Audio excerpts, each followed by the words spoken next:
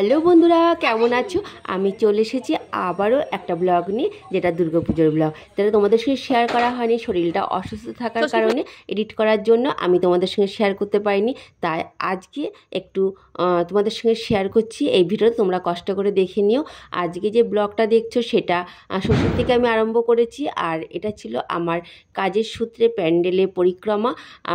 সেদিন আমার কাজ ছিল, সেই প্যান্ডেল থেকে আমি দেখো ষষ্ঠীর দিনই ভিডিওগুলো তোমাদের জন্য করে নিয়ে এসেছি। আর এটা ছিল আমার পাড়ার অষ্টমী পুজো। তা অষ্টমী পুজোর দিন আমি সকাল সকালই স্নান করে চলে গিয়েছিলাম মণ্ডপে, আর সেখানে আমার দুর্গাপুজোর সব কাজগুলো করতে হয়েছে অষ্টমীর পুজো। তাই দেখো আমাদের প্রতিমাটা কেমন হয়েছে তোমরা কিন্তু অবশ্যই জানাবে। দেখো আমি সব কিছু গুছিয়ে গাছিয়ে নিয়ে পদ্ম ফোটাতে বসে গেছি, আর আমার এই পদ্ম ফোটাতে কিন্তু ভীষণ ভালো লাগে। প্রতিবার দুর্গাপুজোয় কিন্তু আমি পদ্মটা ফোটাবই। তাই দেখো আমি পদ্মটা ফুটিয়ে নিচ্ছি। আর এদিকে মোটামুটি সব গোছগাছ হয়ে গেছে। আমার সঙ্গে আরও অনেকেই ছিল, আমি একা করিনি কাজ, কারণ একটা দুর্গাপুজোর কাজ মোটামুটি একা করা যায় না। আর এখানে আমার ঢাকিরা বসে আছেন, ঢাকি বন্ধুরা বসে আছেন। দেখো এবার আমি ফুলগুলো দেখো একে একে করে সব ফুটিয়ে নেব। 108টা ফুল, তার সঙ্গে অনেকে সহযোগিতা করেছিল। দেখো এবার ঠাকুর স্নান করানোর পালা, সেটাও আমি ধরছি, ঠাকুরমশাইকে একটু হেল্প করে দিচ্ছি। দেখো বন্ধুরা, আমার ভিডিওটার মধ্যে ভয়েস দিতে হয়তো একটু উল্টোপাল্টা হয়ে যাচ্ছে, তোমরা একটুখানি কষ্ট করে ভয়েসটা করে নিও, কেননা এখন আর শরীরটা ভালো লাগে না, জানো তো বন্ধুরা। তোমরা দেখতে পাচ্ছ আমি ঠাকুরমশাইকে একটু হেল্প করে দিচ্ছি। ঠাকুরমশাইকে যেহেতু ঠাকুরমশাই একা এই কাজটা করতে পারে না, আমি না হয় অন্য কেউ এই কাজটা করতে হতো, তাই আমি ভাবলাম যে যখন সামনে আমি আছি ঠাকুরমশাইকে একটু হেল্প করে দিই। চলো বন্ধুরা, এবার মোটামুটি আমাদের দুর্গা প্রতিমা স্নান হয়ে গেছে, মা দুর্গা স্নান করে ফেলেছেন। এবার যে নিয়মকানুনগুলো আছে সেগুলো করবে।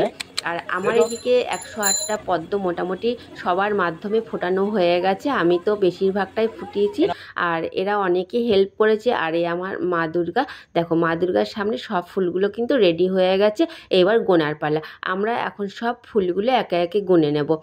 এবার দেখো আমি একটু মোবাইলটা একজনকে দিয়ে বললাম যে একটু ভিডিওটা করে কর। এবার দেখো ফুলগুলো আমি গুনে নিচ্ছি। মোটামুটি সব ফুল গোনা হয়ে গেছে, আর এখন হচ্ছিল চক্ষুদান মার, তাই আমি একটুখানি ভিডিওটা করে নিলাম পদ্ম ফুল সামনে নিয়ে। এবার দেখো আমাকে কেমন লাগছে অষ্টমীর দিনে, তোমরা কিন্তু অবশ্যই জানাবে। তাড়াহুড়ো করে সাজগোজ না করে আমি চলে গিয়েছিলাম মণ্ডপে। তা সাজগোজ করিনি বললে ভুল হবে, তা করেছি, লিপস্টিক দিয়েছি, একটা শাড়ি পরেছি, এতেই অনেক। তাই চলো বন্ধুরা, এবার হচ্ছে অঞ্জলি দেওয়ার পালা। অঞ্জলি মোটামুটি দেওয়া আমার হয়ে গিয়েছিল, তা আমি এদেরকে ভিডিওটা করে দিলাম। তারপরে হচ্ছে সন্ধি পুজো। দেখো সন্ধি পুজোর প্রদীপটাও আমি গুছিয়ে নিচ্ছি, তোমরা দেখতে পাচ্ছ। আর এই কাজগুলো কিন্তু আমার ভীষণ ভালো লাগে। মোটামুটি হয়ে গেছে 108টা প্রদীপ। তারপরে চলে আসলো বিজয়া। হ্যাঁ, এর মধ্যে ঠাকুর দেখা হয়েছে, অনেক আনন্দ হয়েছে। আর এবার বিদায়ের পালা। চলো বন্ধুরা, এবার চলে এসেছি আমি মণ্ডপে আমার মাকে বরণ করতে। তা দেখো মার মুখটা কতটা কেমন যেন লাগছে, দেখে আমার খুব কান্না পেয়ে যাচ্ছিলো। যাই হোক চলো, আমি সেজেগুজে চলে এসেছি। আর সিঁদুরটা আগেই সবাই মাখিয়ে দিয়েছিল বরণের আগে, কিছু করার নেই। এবার মোটামুটি বরণ হচ্ছে, তোমরা দেখতেই পাচ্ছ। এবার আমিও বরণ করে নেব। দেখো বন্ধুরা, আমি একদম রেডি হয়ে গেছি মাকে বরণ করার জন্য। চলো এবার বরণ করে নেওয়া যাক।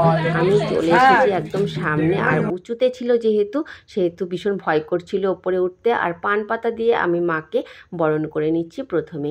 মা তুমি প্রতি বছর এসো, সবার ভালো রেখো, এই কামনা করে মাকে বলছি, মা আবার এসো মা আমাদের মাঝে, তুমি আবার এসো। প্রতি বছর সবার খুশি, সবার আনন্দ, সবার ভালোবাসা, সবার ধন সমৃদ্ধি নিয়ে তুমি আবার এসো আমাদের মধ্যে। এই ছিল আমার মনের কামনা। আর সবাইকে ভালো রেখো, এই বলে মাকে আমি বরণ বরণ করে নিচ্ছি, দেখতে পাচ্ছ তোমরা। চলো বন্ধুরা, এবার মোটামুটি আমি মাকে সিঁদুর পরিয়ে দেবো, একটু ধান দুব্য দেবো, একটু মিষ্টি মুখ করে দেবো।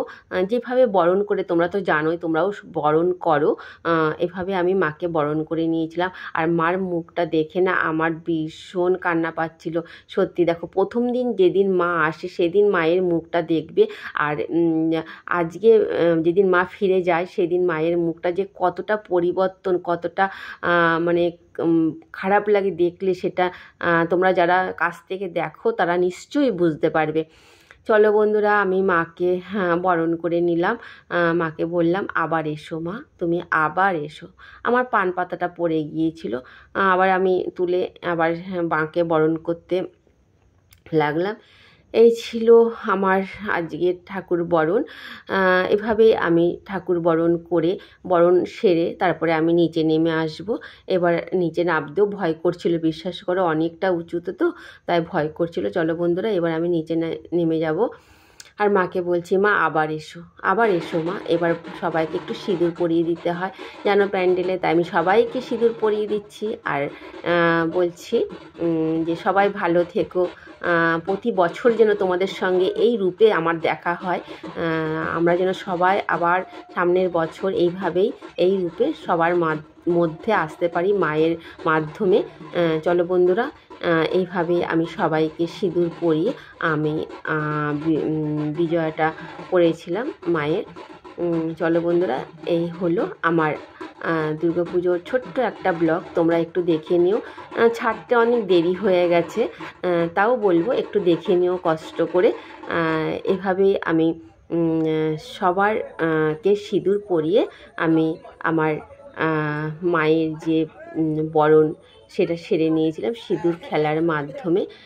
ভালো থেকো সবাই, সুস্থ থেকো, আর সবার সুস্থ কামনা করে এখানেই আমি আমার ব্লগটা শেষ করব। দেখা হবে আবার একটা নতুন কোনো ভিডিওতে। তোমরা কিন্তু আমার পাশে থেকে, আমার চ্যানেলটার পাশে থেকে একটু লাইক, কমেন্ট, সাবস্ক্রাইব করে দিও বন্ধুরা। টাটা।